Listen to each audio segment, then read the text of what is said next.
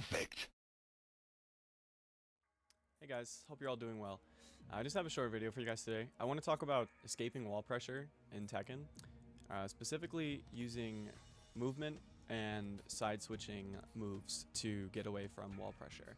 So this is mostly for intermediate players. I noticed that a lot of people just hold a lot of wall pressure and don't really try to escape from the wall. So this is kind of a video if you've been, struggling with your back to the wall. Hopefully this helps you get out of those situations more often. So the first thing to understand is just the general idea of positioning on the stage, right? So in a lot of situations, I see bad habits from intermediate players where they are often over backdashing way too much, right? So they're backdashing way too much.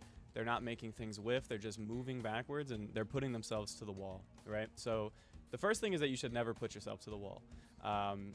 Try to keep note of where you are on the stage. Like if I'm way out here, I don't need to move backwards more. I can step or move forward, back and forth, whatever. But try to avoid doing this, right? That's the most important thing because you're basically putting yourself to the wall for free and your opponent doesn't even have to work for it. That's not really relevant to the overall point of escaping wall pressure, but avoiding even being at the wall is important. And sometimes you can't avoid it. You'll just get launched or something and you'll go to the wall. But stuff like this where you're just mindlessly moving backwards, try to avoid this because you're just putting yourself to the wall. So the first thing to really understand is just the concept of sidestep guard. So if you don't know what sidestep guard is, putting it simply, basically in Tekken, you can cancel any movement option with any other movement option, right? So you can do all kinds of stuff like this and just move around super freely.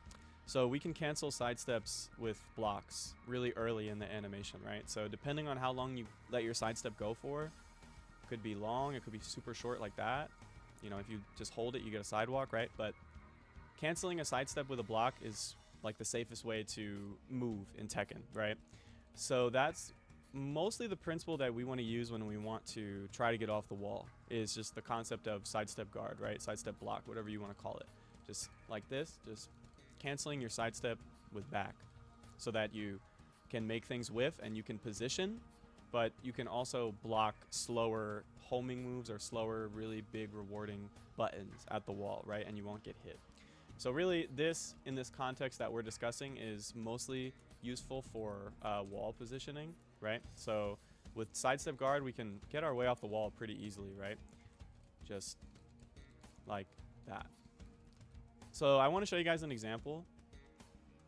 This is just some random pressure sequence that I made up with Jin. I'm sure you guys have seen something like this before, but let's say we're here and we're just like square to the wall and we're just gonna have Jin like do some pressure stuff on us. Okay, we blocked the dive kick, blah blah blah, we made that whiff. We already switched sides, right? We already got off the wall. Just sidestep guard, sidestep guard, sidestep guard. So yeah, we ate a low poke, but it really doesn't matter that much because we completely switched wall pressure. And if we were really good, we could duck the DF14, whatever, right? But all I'm doing is doing a sidestep and canceling it super, super fast with blocking. I have another example here just to show you guys. This one has heat smash in it. So this one is a heat example. So again, we'll do the same thing here. Let me actually step after I get hit by the low. So step guard, easy, right? And you guys can see like here, because we're step guarding, depending on how early we cancel our step into the block, we can actually make that DF1 whiff after down back 4, right? So I'm sorry, we won't make it whiff, we'll block it and we won't get hit. A lot of times we will get hit by the small little DF1 here, but again, that's not super scary unless Jin is just doing DF14 here. But a lot of times, Jin has a full heat bar. He just wants to run his pressure, right? So the Jin DF14 thing, yeah, you could get hit by DF14. I mean, this is just one character that I picked. This goes for really everyone that's like running these pressure sequences at the wall. I just wanted to show you guys how easy this is to try to start implementing, right? And of course, this has a lot to do with timing. This has a lot to do with, like actual good decision making, right? Like just because your back is to the wall doesn't mean that you should just start doing this 24/7, right? Because you still will get hit by some things, right? There's a risk involved to it. It's not free. But it is a really, really good, safe way to try to get off the wall, right? So I want to talk about one more thing, and then I'm going to show you guys an example of me doing this in a match. The second thing that you can do, the easiest way to get off the wall, is with a side switching throw. So a lot of characters have a side switching throw, and you know, it's a really good option to beat wall pressure. So like, let's say, for example, here, you know, we block something, right? And we down jab.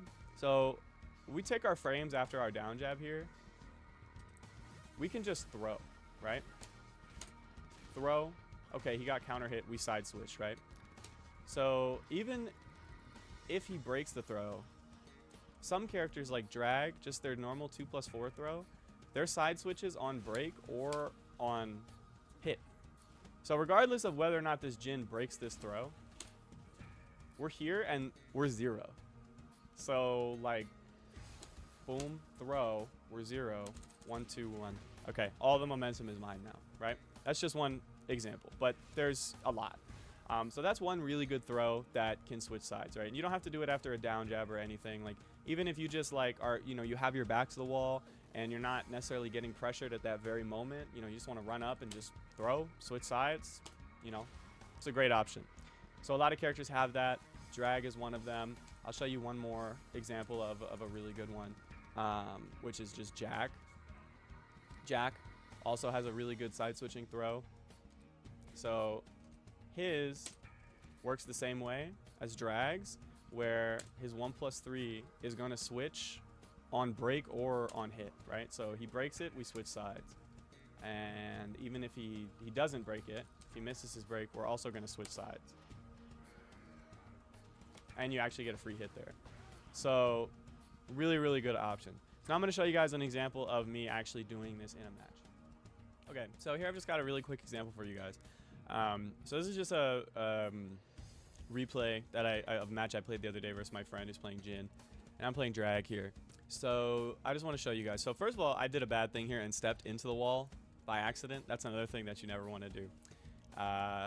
Always step away from the wall. But I just want to show you guys how applicable this really can be in a real match, right? So let's just look at what's going on. So I blocked Jin FF3, step guard, get away, block Jin jab, I just backdashed, Jin back 3, step guard again, and I ended up blocking this. I believe this actually has tracking to the right. So because I did a step guard, I didn't get hit, right? Because I kept it as safe as possible. So I blocked that, step guard right again, made the 2-1 whiff, and it was that easy. I'm now off the wall. If I played this a little bit better, I could have easily just pushed him to the wall and taken my wall pressure. But I'll show you guys what this looks like without stopping it, right? So that was all it took for me to get off the wall.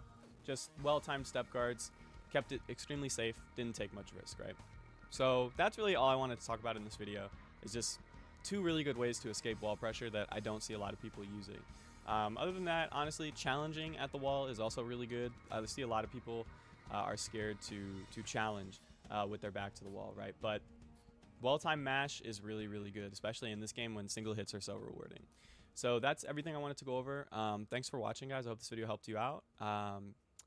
Like, comment, subscribe if it did, if you enjoyed it. Check out my Brian guide on Metafy if you are a Brian beginner or you know someone that is a Brian beginner. This will be very helpful for them.